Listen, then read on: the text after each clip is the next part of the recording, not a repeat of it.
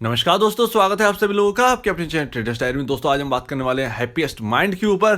क्या happiest mind के stock में भी हाई वैल्यूएशन के चलते गिरावट आनी है, क्योंकि Q2 के रिजल्ट से इन्वेस्टर नाखुश हैं। अब क्या करना चाहिए, क्योंकि हमने देखा अभी IRCTC में क्या खेल चल रहा है वैल्यूएशन का, क्या वही यहां पर दोहरा सकता है। तो चलिए दोस्तों देख लेते हैं एक बारी। तो दोस्तों अगर बात करें तो हैप्पीएस्ट माइंड का स्टॉक चल रहा है 1300 रुपए के लेवल पर।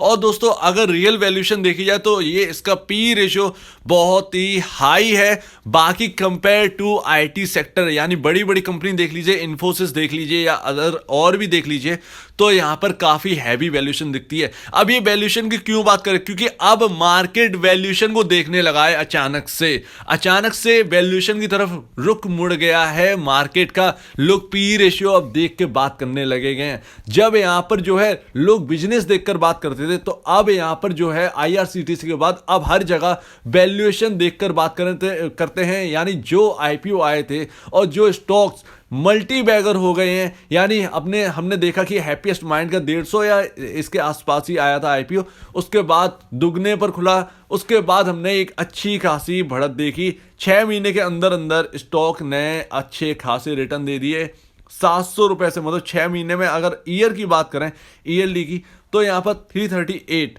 और यहाँ पर अगर मोर का भी देखें चार्ट, तो भैया यहाँ पर हमको दिखता है कि ये आईपीओ लिस्ट हुआ था 358 पर, थोड़ी सी गिरावट आई थी। उसके बाद हमने एक अच्छी खासी उछाल देखी। अब बात तो ये है कि यहाँ पर 262% का रिटर्न मिल चुका है ऑल टाइम में। मतलब यहाँ पर जो है एक अच्छी खासी बढ़त आपको दिख चुकी है। लेकिन ये बढ़त कब की है, ये आईपीओ प्राइस से भी पहले की। यानी ये बढ़त 262% की तब देखी जा रही जब आईपीओ लिस्ट हुआ था 358.70 रुपीस पर 18 सितंबर 2020।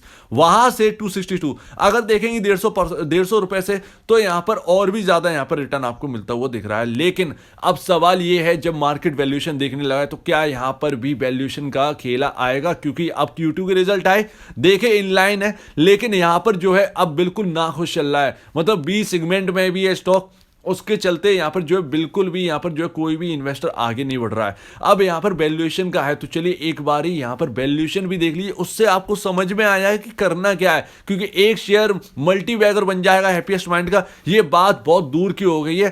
क्या हैप्पीएस्ट माइंड के साथ भी ये खेल हो सकता है? तो दोस्तों बी सेगमेंट के चलते स्टॉक 100% की डिलीवरी हो रही है, इस वजह हमको दिख रहा है। बिकवाली नहीं है, बी सेगमेंट की वजह से। बी सेगमेंट की वजह से यहां पर थकान भी है स्टॉक में। लेकिन अगर हम देखें तो इसमें बी सेगमेंट के चलते यहां पर 100% है, तो बिल्कुल भी इसे वैसा मत लीजिएगा कि यहां पर 100% की लोग डिलीवरी कर रहे हैं और ये वो। यहां पर इंटरडे नहीं हो सकता है हैप्पीएस्ट माइंड में। तो उसकी वजह से चलते हैं यहां पर जो है 100% जो भी शेयर खरीदे जाते हैं वो 100% में चले जाते हैं। फंडामेंटल अगर देखें तो फंडामेंटल में भैया 19,050 करोड़ का मार्केट कैप है। इस चीज को बहुत गहराई से समझने की कोशिश करिएगा। मल्टी बैगर तो ऑलरेडी बन चुका है, जो मैंने बात की थी एक शेयर, और आपको यहां पर जो है बाद में यहां पर क्या कहते हैं, यहां पर एक स्प्लिट देखने को मिलेगा, यहां बोनस देखने को मिलेगा, तो वो तो मिलना ही है। दिक्कत क्या है कि इनकी अर्निंग के साथ साथ ये इसका इसकी जो तेजी है वो बहुत पहले ही हो चुकी है। बात यही है, मुद्दे की बात यही है कि तेजी जो है उससे पहले हो चुकी है। मतलब अगर हम 358 या 400 रुपए के लेवल पर भी अगर हम खड़े होते और हैप्पीएस्ट माइंड के रिजल्ट अच्छे आ रहे होते, तो धीरे धीरे जो है वैल्यूएशन पकड़ लेते। लेकिन अचानक से सडनली स्टॉक ने रॉकेट हो गया।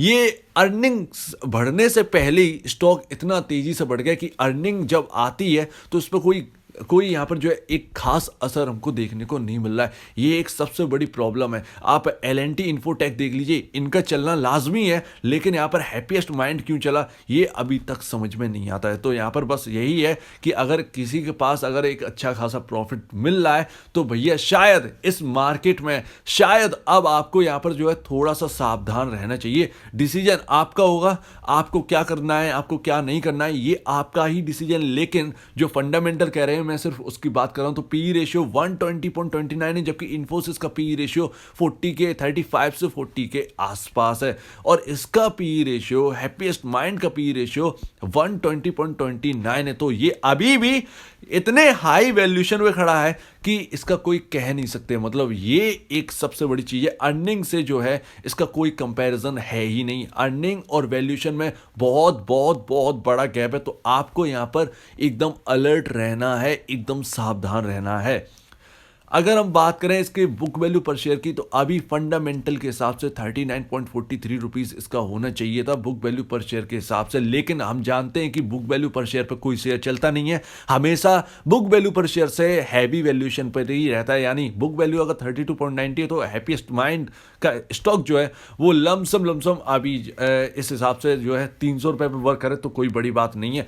तो ये एक बड़ी चीज है जिसे समझना बहुत जरूरी है। तो नए लोग जो है वो सावधानी से इन्वेस्ट करें। जिनके पास 400 रुपए 600 रुपए के रखे हैं, 700 रुपए 800 रुपए के रखे हैं, तो भैया एकदम यहां पर आपको अलर्ट रहना है। कभी भी कुछ भी यहां पर बदल सकता है, इसीलिए मैं आपको बता रहा हूं। अगर आप अर्निंग भी देख लोगे ना, तो अर्निंग के हिसाब से 264 करोड़ की नेट सेल आई है हैप्पीएस्ट माइंड की। और यहाँ पर जो है नेट प्रॉफिट जो है वो 44.44 करोड़ रुपए का हुआ है। यानी एक हम जो एक्सपेक्ट करते हैं कि हैप्पीएस्ट माइंड में तेज उछाल आ जाएगा, वो उछाल नहीं आता है। यानी मतलब जो हम हैप्पीएस्ट माइंड में जो हैवी प्रॉफिट का, अर्निंग का यहाँ पर जो है सोच कर रखें कि भैया एकदम जो 35 करोड़ है, अगले क्वार्टर में सीधे 70 करोड़, अगले क्वार्टर में सीधे 150 करोड़, इस तरफ से यहाँ पर देखने को नहीं मिला है। धीरे धीरे अर्निंग बढ़ रही है, लेकिन शेयर प्राइस जो है वो एकदम रॉकेट हो गया है। बेवजह हैप्पीएस्ट माइंड का शेयर जो है वो रॉकेट हो गया है। इसमें ना ही कंपनी गलती है, ना ही एक्सचेंज की गलती है। यहाँ गलती है तो यहाँ पर जो है, जो यहाँ पर शेयर में खरीदारी हुई है बेमतलब में, बेफिजूल में, मतलब बेफिजूल भी नहीं कहेंगे, यहाँ पर जो हाइप बनाने की कोशिश करिए वो एक प्रॉब्लम है जो कि रिटेल इन्वेस्टर को कभी भी यहाँ पर दिख सकती है। अब ये कह नहीं सकते कि ये आईआरसीटीसी जैसा खेल हो जाएगा, लेकिन हैप्पीएस्ट माइंड की अभी भी वैल्यूएशन हैवी है। तो हैवी वैल्यूएशन के चलते कुछ लोगों के दिमाग में तो ये तो जरूर आएगा कि हाँ भैया हैवी वैल्यूएशन है, मुझे इससे दूर रहना चाहिए। तो ये एक बड़ी चीज़ है। सालाना अगर बात करें तो ईएलडी की अगर बात करें तो 773 करोड़ की नेट सेल है, जबकि आपका मार्केट कैप 19,000 करोड़ के ऊपर है। अभी तो फिलहाल तो 21,000 करोड़ के ऊपर था जब 1,500 के आसपास था।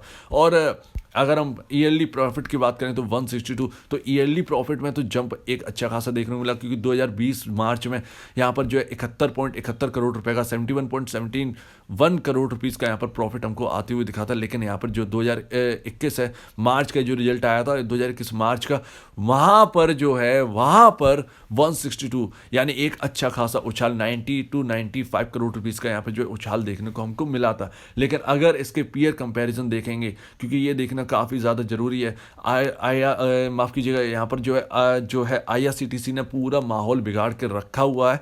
तो अगर हम पी रेशियो देखेंगे इसके कंपैरिजन, तो टाटा कंसल्टेंसी का जो पीई रेशियो है वो 34.63 और इंडस्ट्री भी 40 है यहाँ पर आईटी सॉफ्टवेयर कंपनीज का, तो 34.63। तो ये एक बड़ी चीज़ है। वहीं पर आपका इन्फोसिस काम कर रहा है, वहीं उससे नीचे तो आपका विप्रो काम कर रहा है 29.74, एचसीएल टेक्नोलॉजी 27.14, टेक महिंद्रा 29.25 और एलएनटी टर्बो इन्फोटेक 55.51 के पी रेशियो पे काम कर रहा है। तो एलएनटी अपने इंडस्ट्री पी से ऊपर काम कर रहा है, माइंट्री अपने ऊपर से काम कर रहा है 54.06, एम्फेसिस लिमिटेड 46, ओरेकल और टाटा एलेक्सी 79.93। तो टाटा एलेक्सी तो बहुत ही हैवी पर है। लेकिन अगर हम हैप्पीएस्ट माइंड की बात करें तो सबसे महंगा आईटी शेयर अगर कहें तो वही है नज़ारा टेक्नोलॉजीज के बाद, मतलब नज़ारा टेक्नोलॉजीज का तो 882.93 का पी रेशियो है। तो ये एक बड़ा एक देखें तो एक बड़ी चीज़ कहने वाली बात होती है। और जेन टेक्नोलॉजीज, मतलब अब आपका हैप्पीएस्ट माइंड तो तीसरे नंबर पे है। जेन टेक्नोलॉजीज 503 करोड़ के माफ कीजिएगा 503 के पी रेशियो पर है। तो वही चीज़ है कि थर्ड पे आता है आपका हैप्पीएस्ट माइंड।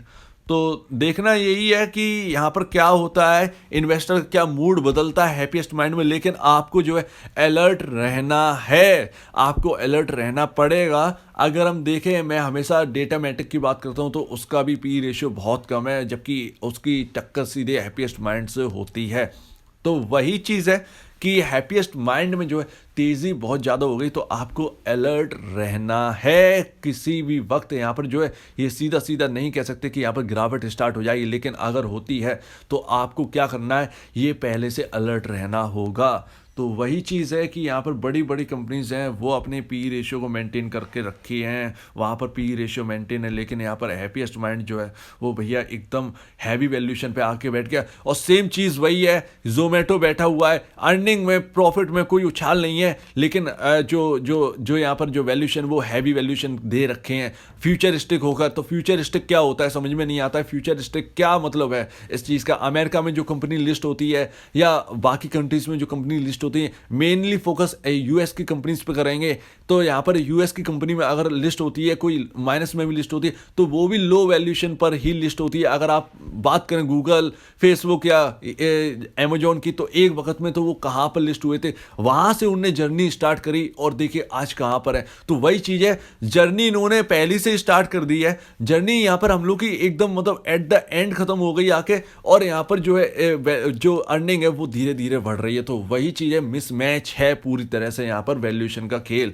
तो वही चीज़ है जो हमको देखनी है। और शेयर होल्डिंग पैटर्न के हिसाब से देखें तो एफआईआईज भी यहाँ पर बढ़ रहे हैं, लेकिन डीआईज ने यहाँ पर जो है हिस्सेदारी कम कर दी है। ये 2021 सितंबर के क्वार्टर का जो यहाँ पर जो चार्ट पैटर्न है, माफ कीजिएगा, शेयर होल्डिंग पैटर्न है, वो यहाँ पर आपके सामने रखा हुआ है।